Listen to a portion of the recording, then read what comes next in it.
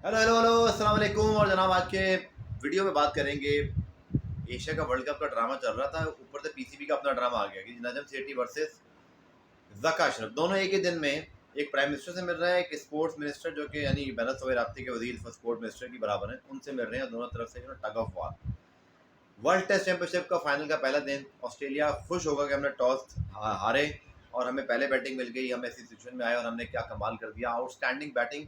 और बस आपसे दरख्वास्त है भाई, वीडियो को लाइक और चैनल को सब्सक्राइब जरूर करें, कमेंट शमेंट कर दें। और वीडियो अगर फेसबुक पर देख रहे हैं तो पेज को भी लाइक करके वीडियो को शेयर कर दीजिएगा।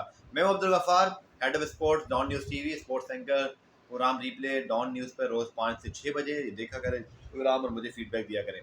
जनाब बात यह है कि हम बात करेंगे वर्ल्ड कप तक की होती, एशिया कप का क्या होगा।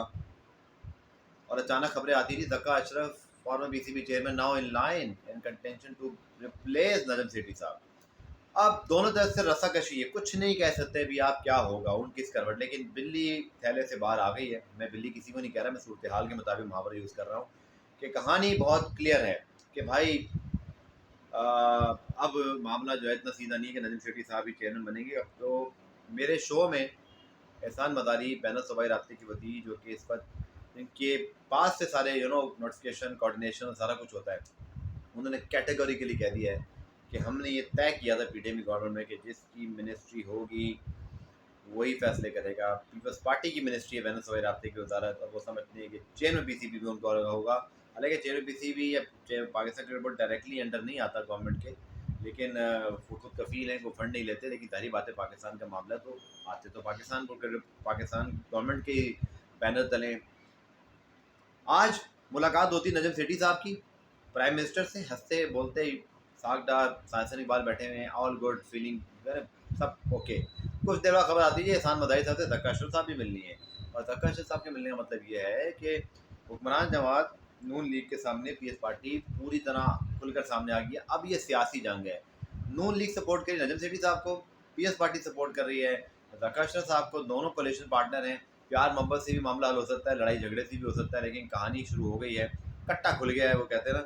और अब मेरे अपने ज़ाती ख्याल में मामला शायद इतना एक्सट्रीम होगा नहीं कि नजम सेठी साहब को घर जाना पड़ जाए। नून लीग इतना बैकफायर नहीं करेगी अपने आप को, कहीं ना कहीं वो किसी और पोजीशन पे मुझे लगता है कॉम्प्रोमाइज़ करके कहीं और कुछ कर देंगे उनको।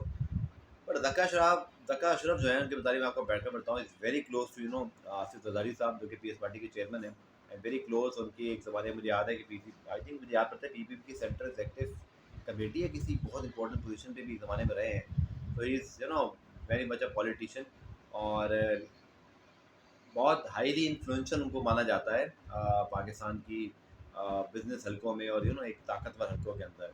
नजर सेठी दूसरी जानब एक renowned anchor, celebrity, delivered in his first tenure. और अब 6 महीने पहले तब्दीली हुई थी, 22-23 दिसंबर को रमीज आजा साहब को घर जाना पड़ा। वैसे भी पाकिस्तान क्रिकेट के मफाद में नहीं है। अभी इलेक्शन का कुछ नहीं पता, 6 महीने बाद होने, 1 साल बाद फिर कुछ भी चेंज हो सकता है। बात उनकी भी ठीक है गवर्नमेंट की, वो कहते हैं जी हमने नजम सेठी साहब को अपॉइंट किया था कि आप आके इलेक्शन कराएंगे, बट वो तो खुद चेयरमैन बनना चाहते हैं। कि मैं ये काउंटर आर्गूमेंट कर रहा हूँ कि भाई अभी तो हमेशा हुआ है, प्राइम मिनिस्टर नॉमिनेट ही उसको बंदे को करता है जिसको बनाना होता है, यही तरीका कार है। हमारे यहाँ सियासत से ही सब कुछ होता है। मेरिट शेरिट की बातें फिर भी बाद में शुरू हो जाती है, मेरिट पे लाना है, आप खुद मेरिट पर आए हैं सर, ये बात है। एनीवेज भाई, नजम सेठी साहब क्योंकि इस वक्त इक़्तिदार में हैं, उनके पास पावर्स हैं, स्मार्ट आदमी है, मुझे लगता है कि श्योरली विल सर्वाइव, उसमें रहेंगे मुझे ऐसा लगता है। बट कहानी जो है वो शुरू हो चुकी है। अब जनाब वर्ल्ड टेस्ट चैंपियनशिप के फाइनल में बात करते हो। मैंने कल ये कहा था कि सिलेक्शन और बैटिंग और टीम की डेप्थ में ऑस्ट्रेलिया बहुत आगे। आज भी 2-3 विकेटें हासिल कर ली इंडिया ने, शुरू में तो पहले हासिल कर ली, फिर दूसरी भी और तीसरी भी इतनी लेट नहीं थी। और उसके बाद लंबी पार्टनरशिप, यही ऑस्ट्रेलिया की क्लास है। They have depth in batting, depth in their team. ये अगर आप भारत के 100 पे 3 आउट कर देंगे तो आप शायद डे क्लोज पे 250 पे 7 आउट होंगे, लेकिन ये ऑस्ट्रेलिया है भाई, 350 लगभग, और तीन विकटें हैं, total control of the match. और ये तो वो प्लेयर खड़े हैं स्मिथ साहब जो आउट ही नहीं होते। मैं तो उनको कहता हूँ वो इतने मुश्किल प्लेयर हैं कि उनको खुद नहीं पता वो कैसे आउट हो गए। ये such a unusual sort of player. India might miss the trick here by not including Ashwin मेरे ख्याल में, क्योंकि मैंने कल ये बात की थी कि नेथन लाइन यहाँ पर चौथी इनिंग में और तीसरी इनिंग में बहुत खतरनाक बॉलर होंगे, और यहीं पर ऑस्ट्रेलिया को एज हो जाएगा इंडिया पर, बिकॉज अगर जडेजा अकेले खेलते हैं, मुझे कल ये हिंट थी कि जडेजा ही खेलेंगे, और अश्विन एक जेन्युइन स्पिनर का ना खेलने का मतलब ये है कि इस पिच पर आपने अपना एक एडवांटेज तो खुद ही ख़त्म कर दिया। Jadeja with all due respect with a very good record, amazing taste record, but मेरा नहीं ख्याल कि वो एक मैजिकल नॉन स्पिनर हो सकते हैं outside India. India miss the trick, they missing of course Bumrah, और वही शामी का रिकॉर्ड जो है वो अगेन से नज़र आया। तो मुझे ऑस्ट्रेलिया के पैट कमिंस, लॉयन और स्टार्क, और अगर हैदरवुड नहीं भी है तो बॉलैंड, या अगर हैदरवुड होते भी, और Cameron Green, clearly Australia have a better bowling line, और टेस्ट मैच आपको बॉलिंग जितवाती है जब 20 विकेटें आपको लेनी होती हैं, और India always behind in the test match in this regard. Still a long way to go, you never know कि जी वो 450 पे आउट करके India can score 500, but it's required lot of character and of course the big heart and of course the performances, क्योंकि हमने देखा है over the years कि इंडिया नो बड़े मैचेस में उस तरह से परफॉर्म नहीं कर पाते, स्पेशली बैटिंग। तो आई एम एक्सपेक्टिंग कि चाहे जैसी भी पिच है, इंडिया की बैटिंग लाइन का इम्तिहान होगा, और वही मैच का डिसाइडिंग फैक्टर होगा। बट एवर ना ऑस्ट्रेलिया क्लैप्स, उन्होंने स्कोर बना लिया, वो क्लैप्स वो भी 400-450 कर देंगे।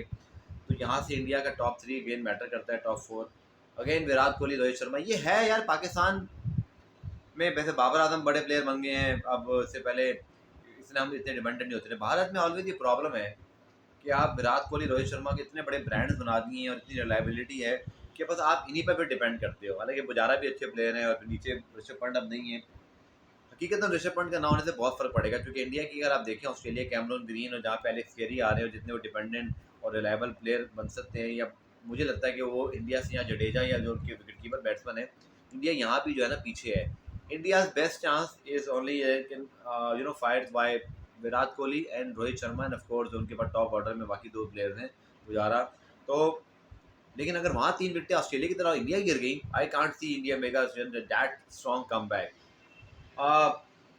I think great toss to lose for, not a bad toss to lose for for Australia, because उनको इस पोजीशन में इंडिया लेकर आया। मुझे नहीं पता वो खुद बैटिंग करना चाहते थे, बॉलिंग, बट ये इंडिया के लिए अच्छा नहीं हुआ, क्योंकि वो आपने रन्स आप आखिर में बैटिंग करनी है। Nathan Lyon again I am telling you in this specially that over he will be a very very difficult bowler to face.